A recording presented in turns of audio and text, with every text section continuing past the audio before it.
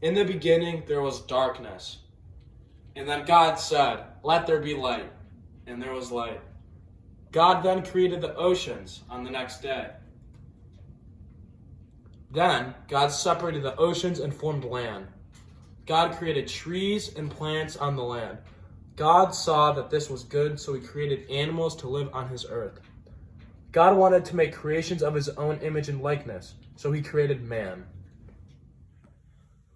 Adam and Eve were created in his likeness. All was good until the serpent came and tricked Adam and Eve to eat the forbidden fruit. This was the original sin of selfishness, and that the original holiness between God and creation was lost. This was the original sin, and after that, Adam and Eve were banished, and the world was filled with sin.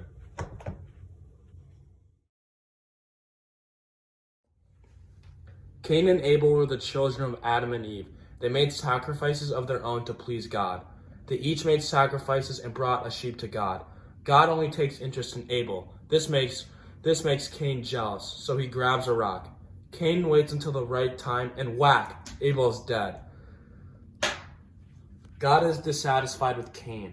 Cain realizes the horror he's done to his own brother. Cain then asks for forgiveness from God. God tells Cain he in fact forgives him and loves him like a son. With this event, it shows that sin has entered the world for good.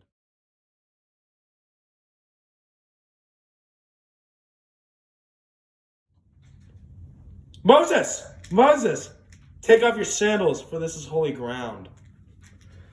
I see your suffering and the suffering of the people of Israel. I will bring upon them milk and honey. You will be my people, and I will deliver you from Israel. Who am I to lead the people out of Israel? Moses says.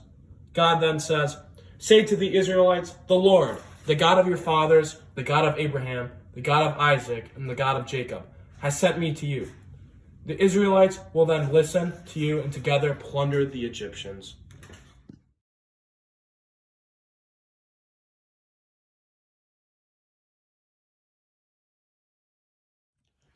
Moses leading his people, and God calls him to the mountain. When Moses makes it to the mountain, God is there. God inscripts the 10 Commandments to Moses. Then Moses goes down and proclaims the 10 Commandments to the Israelites.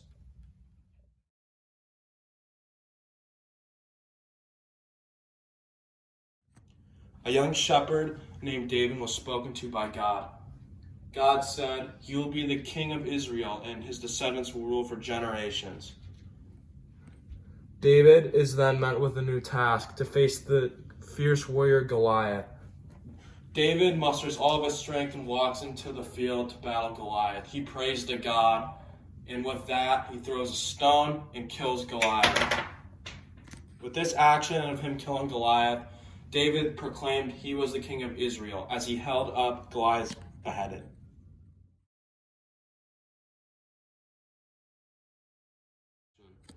Samson was one of the 12 judges of Israel. He was a great warrior who possessed immense strength. This strength was due to his long hair.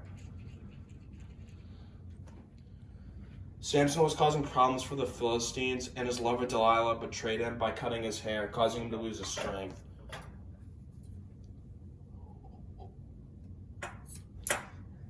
As a result of this action from Delilah, Samson lost all of his strength that was bestowed to him by God. With Samson's powers gone, it was easy for the Philistines to capture him and blind him. With this, the Philistines brought him to a temple to be executed. Samson prays to God before his death, and God grants him his power once again. With this, he brings down the temple.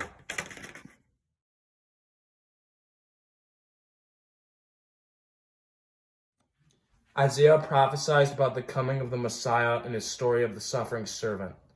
Isaiah speaks of a man who will be the Messiah, but his life will not be one of luxury. He will be oppressed and suffer for the sins he did not commit. Word spread of the Messiah, and the prophetization shows that there is hope for the world and that our sins will be forgiven.